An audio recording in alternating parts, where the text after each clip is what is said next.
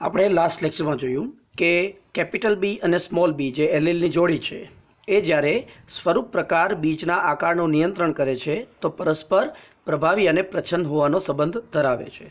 જ્યારે આ જ એલીલની જોડી એક અન્ય સ્વરૂપ પ્રકાર એટલે કે સ્ટાર્ચ કણોના કદનું નિયંત્રણ કરે છે ત્યારે એમના વચ્ચેનો સંબંધ છે બદલાઈ જાય છે અને એ સંબંધને આપણે અપૂર્ણ પ્રભુતાના સંબંધ તરીકે દર્શાવીએ છીએ। તો આમ આપણે એમ કહીશું કે જ્યારે સ્વરૂપ પ્રકારનો ગુણધર્મ બદલાય છે તો જનીન વચ્ચેનો જે સંબંધ છે એટલે કે એલીલ વચ્ચેનો જે સંબંધ છે એમાં પણ ફેરફાર જોવા મળે છે। તો અંતમાં કોઈ જનીનને પ્રભાવી કહેવું કે જનીનને પ્રચ્છન્ન કહેવું એટલે કે બે એલીલ વચ્ચે પ્રભાવી અને પ્રચ્છન્ન સંબંધ દર્શાવો અથવા તો બે એલીલ વચ્ચે અપૂર્ણ પ્રભુતાનો સંબંધ દર્શાવો કે પછી બે એલીલ વચ્ચે સહપ્રભુતાનો સંબંધ દર્શાવો, એનો બધો જ જે આધાર છે એ હોય છે સ્વરૂપ પ્રકારના પ્રદર્શન ઉપર। તો અંતમાં સ્વરૂપ પ્રકારનું જે પ્રદર્શન છે એનો જે ગુણધર્મ છે એ એલીલના ગુણધર્મને નિર્ધારિત કરે છે, આપણે એવું કહી શકીએ છીએ। તો આપણે એમ કહીશું કે પ્રભુતા એ જનીન કે જે કોઈ ચોક્કસ નિપજ માટેની માહિતી ધરાવે છે એનું સ્વયંવર્તી લક્ષણ નથી, એટલે કે એનું ઓટોનોમસ ફીચર નથી। તો કોઈ જનીનને પ્રભાવી કહેવું કે પ્રચ્છન્ન કહેવું એનો બધો જ આધાર એ જનીન ઉપર નથી રહેલો કે જે નિપજ પેદા કરે છે એના પર નથી રહેલો, પણ અંતમાં એની જે નિપજ છે, જનીનની નિપજ એટલે આરએનએ અને પ્રોટીન છે, એ કેવી અસર પેદા કરે છે, કેવો જે સ્વરૂપ લક્ષી ગુણધર્મ દર્શાવે છે એના ઉપર રહેલો છે। તો ટૂંકમાં સ્વરૂપલક્ષી જે ગુણધર્મ છે એનું જે પ્રદર્શન છે એના આધારે જ જનીનને પ્રભાવી કે પ્રચ્છન્ન એવું નિર્ધારિત કરી શકાય છે।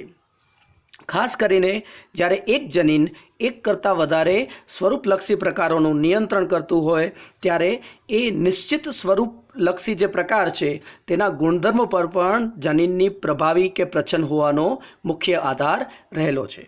તો કોઈ જનીનને પ્રભાવી કહેવું કે પ્રચ્છન્ન કહેવું એ હકીકતમાં આધારિત રાખે છે કે એની નિપજ એ ચોક્કસ સ્વરૂપલક્ષી પ્રકારને કઈ રીતે પ્રદર્શિત કરાવે છે અને અંતમાં અસર કેવી ઉત્પન્ન થાય છે એના ઉપર પણ રહેલો છે। તો આપણે ફરીથી એ જ ઉદાહરણ અહીં રાખીએ છીએ કે કેપિટલ બી અને સ્મોલ બી જ્યારે વિષમયુગ્મી પરિસ્થિતિમાં હોય છે ત્યારે નિપજ કઈ નિપજ છે સ્ટાર્ચ બ્રાન્ચિંગ એન્ઝાઇમ એસીબી એ લગભગ 50% પ્રમાણમાં પેદા થાય છે, કારણ કે એક જ કેપિટલ બી એને પેદા કરી શકે છે। હવે આવો ઓછો ઉત્સેચક પણ સ્વરૂપ પ્રકાર ઉપર કોઈ અસર નથી પાડતો। કયા સ્વરૂપ પ્રકાર ઉપર? તો બીજના આકાર ઉપર કોઈ ખાસ અસર કરી શકતો નથી।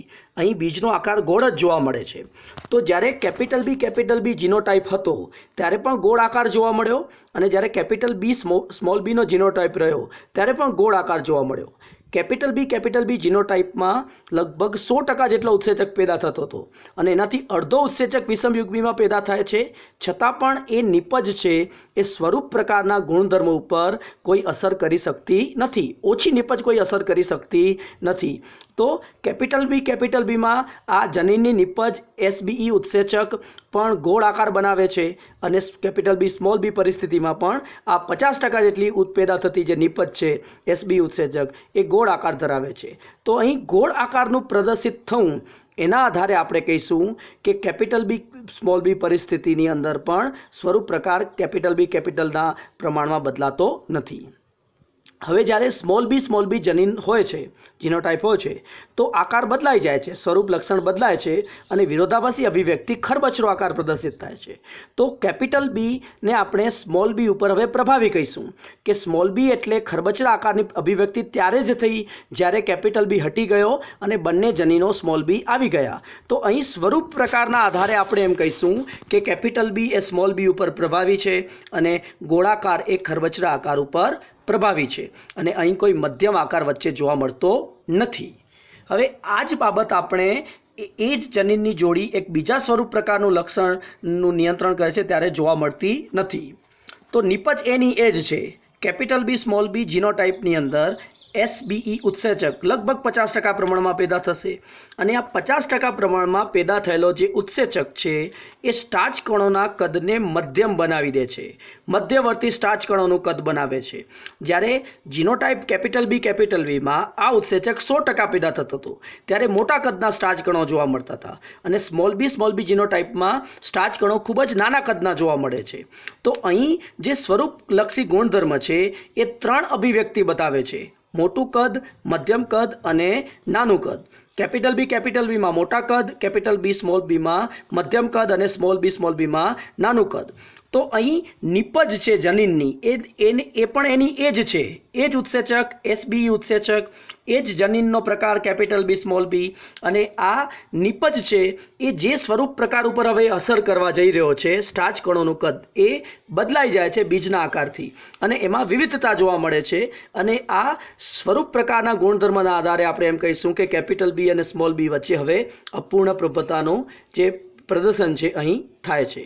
તો ટૂંકમાં એ કેપિટલ B સ્મોલ b એ પરસ્પર પ્રભાવી છે કે પ્રચ્છન્ન છે કે પરસ્પર અપૂર્ણ પ્રભુતાનો સંબંધ ધરાવે છે એનો આધાર એ જનીન જોડી પર નથી રહેલો, એ જનીન પર નથી રહેલો, ન તો એનો આધાર એમની નિપજ ઉત્સેચક ઉપર રહેલો છે મુખ્યત્વે, પણ હકીકતમાં એ જે સ્વરૂપ પ્રકારનું પ્રદર્શન કરે છે એના ગુણધર્મોના આધારે એમને એ લક્ષણ માટે પ્રભાવી પ્રચ્છન્ન કે અન્ય લક્ષણ માટે અપૂર્ણ પ્રભાવી એવું આપણે કહી શકીએ છીએ। આપણે વટાણાની અંદર જ બીજા એક ઉદાહરણને યાદ કરીએ કે વટાણામાં પુષ્પનો જે રંગ છે બરાબર એનું નિયંત્રણ એ કેપિટલ W અને સ્મોલ wની જોડી કરે છે। તો વટાણાનો જે રંગ છે, પુષ્પનો રંગ છે, એમાં જનીન જોડીઓ કેપિટલ W અને જે સ્મોલ w છે એ એના નિયંત્રણ માટે જવાબદાર છે। હવે કેપિટલ W છે એ જાંબલી પુષ્પ માટે જવાબદાર છે અને સ્મોલ w છે એ સફેદ પુષ્પ માટે જવાબદાર છે। હવે કેપિટલ W અને સ્મોલ wની વિષમયુગ્મી પરિસ્થિતિમાં તમને પુષ્પનો રંગ જાંબલી જ જોવા મળે છે, એટલે કેપિટલ W અને સ્મોલ w જ્યારે હોય છે તો પુષ્પના રંગમાં કોઈ ફેરફાર નથી થતો કેપિટલ Wની સાપેક્ષે અને એના જેવો જ જાંબલી રંગ જોવા મળે છે। હવે વિચારો કે જો કેપિટલ W અને સ્મોલ w હશે તો કેપિટલ W નિપજ બનાવી શકશે, ઉત્સેચક બનાવશે અને સ્મોલ w બનાવી શકશે નહીં, એટલે કેપિટલ Wની સાપેક્ષે ઉત્સેચક ઓછા પ્રમાણમાં પેદા થશે। છતાં પણ આ ઓછા પ્રમાણમાં પેદા થયેલો ઉત્સેચક એ પૂરતા પ્રમાણમાં રંજક દ્રવ્ય બનાવી શકે છે જે અંતમાં જાંબલી રંગ માટે જવાબદાર બને છે। તો અહીં સ્વરૂપ પ્રકાર ઉપર કોઈ ફેરફાર થતો નથી કારણ કે સ્વરૂપ પ્રકારનો ગુણધર્મ જાંબલી રંગ માટે જવાબદાર જે રંજક દ્રવ્ય છે એ ઓછા પ્રમાણમાં થોડો પેદા થશે તો એ પુષ્પના જાંબલી બનાવવા માટે એ જવાબદાર બની જાય છે। હવે આ જ વસ્તુ આપણે એન્ટીરાયનમ માટે લાગુ પાડી શકતા નથી। એન્ટીરાયનમમાં વિષમયુગ્મી પરિસ્થિતિમાં કેપિટલ R અને સ્મોલ rની પરિસ્થિતિમાં કેપિટલ R દ્વારા ઉત્સેચક છે એ ઓછા પ્રમાણમાં પેદા થાય છે અને ઓછા પ્રમાણમાં ઉત્સેચક પેદા થવાના લીધે રંજક દ્રવ્ય પણ ઓછા પ્રમાણમાં પેદા થાય છે। તો અહીં ઓછા પ્રમાણમાં પેદા થયેલું રંજક દ્રવ્ય છે એ પુષ્પને સંપૂર્ણ લાલ બનાવી શકતું નથી અને એટલા માટે આપણે પુષ્પનો રંગ છે એ ગુલાબી દેખાય છે અને કેપિટલ R કરતાં સ્વરૂપ પ્રકારમાં ફેરફાર જોવા મળે છે। તો આપણે વટાણામાં પુષ્પના રંગના જનીનો કેપિટલ W અને સ્મોલ w વચ્ચે પ્રભુતાનો અને પ્રચ્છન્નનો સંબંધ ગણીએ છીએ કારણ કે વિષમયુગ્મી પરિસ્થિતિમાં એ સ્વરૂપના ગુણધર્મો પર કોઈ ફેરફાર નથી થયો, જ્યારે એન્ટીરાયનમમાં કેપિટલ R અને સ્મોલ r વચ્ચે અપૂર્ણ પ્રભુતાનો સંબંધ ગણીએ છીએ કારણ કે 50% પેદા થયેલા રંજક દ્રવ્ય સ્વરૂપ પ્રકારને બદલાવી નાખે છે અને અપૂર્ણ પ્રભુતાના જે ખાસિયત છે એનું નિર્દેશન કરે છે। તો અહીં અંતમાં કહેવાનો મતલબ છે કે જનીનની જે નિપજ છે એ જે સ્વરૂપ પ્રકારનું પ્રદર્શન કરાવે છે એ સ્વરૂપ પ્રકારના ગુણધર્મના આધારે જ જે જનીન છે એને પ્રભાવી અને અન્ય એલીલ છે એને પ્રચ્છન્ન કે આ બંને એલીલોને સહપ્રભાવી કે બંને એલીલોને અપૂર્ણ પ્રભુતાનો સંબંધ છે એનું નિર્ધારણ કરી શકાય છે। આપણે જ્યારે આ ટેક્સ્ટબુકમાં ટોપિક રીડ કરીએ છીએ તો ટેક્સ્ટબુકની અંદર પેજ નંબર 78 ઉપર સહપ્રભુતાનો જે ટોપિક કમ્પ્લીટ થાય છે એનો સૌથી લાસ્ટ પેરેગ્રાફ છે એ આ બાબતને દર્શાવે છે। તો બુકમાંથી રીડ કરી અને સાથે સાથે આ લેક્ચરને ધ્યાનથી સમજવાનો પ્રયત્ન કરજો।